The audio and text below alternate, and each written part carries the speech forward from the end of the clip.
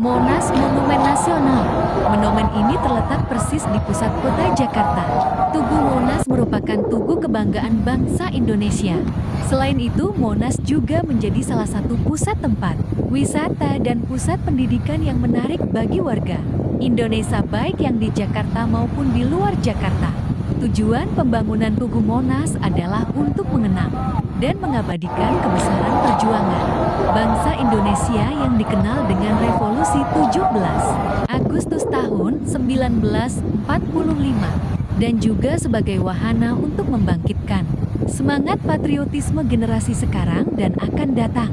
Monas mulai dibangun pada bulan Agustus tahun 1959.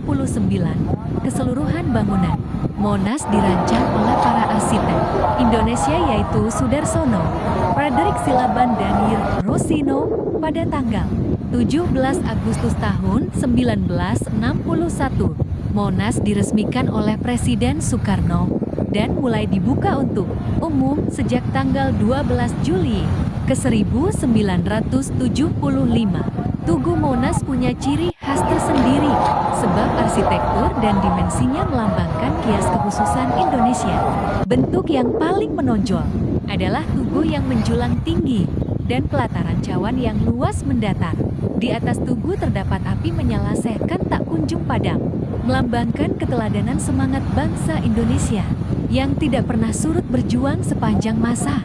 Bentuk dan tata letak Monas yang sangat menarik, memungkinkan pengunjung dapat menikmati pemandangan indah dan sejuk yang memesona, berupa taman di mana terdapat pohon dari berbagai provinsi di Indonesia.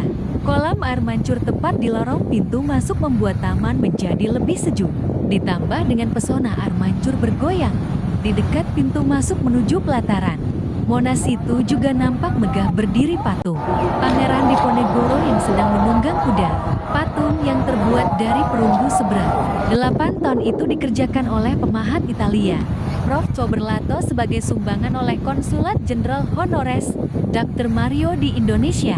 Pembangunan Tugu Monas dilaksanakan melalui 3 tahapan yaitu tahap pertama 1961 sampai 1965, kedua 1966 sampai 1968, dan tahap ketiga 1969 sampai 1976.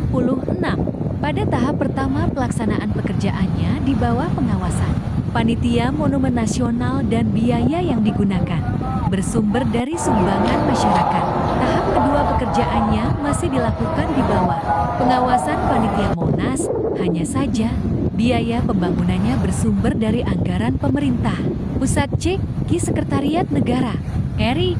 Pada tahap kedua ini, pembangunan mengalami kelesuan karena keterbatasan biaya. Tahap ketiga pelaksanaan pekerjaan berada di bawah pengawasan dan biaya yang digunakan bersumber dari pemerintah pusat ke Direktorat Jenderal Anggaran melalui Repelita dengan menggunakan daftar isian proyek DIP lidah api yang terbuat dari perunggu seberat 14,5 ton dengan tinggi 14 meter dan berdiameter 6 meter. Terdiri dari 77 bagian yang disatukan. Seluruh lidah api dilapisi lempengan emas seberat 35 kg. Dan kemudian pada HUT ke-50 RI, emas yang melapisi lidah api itu ditambah menjadi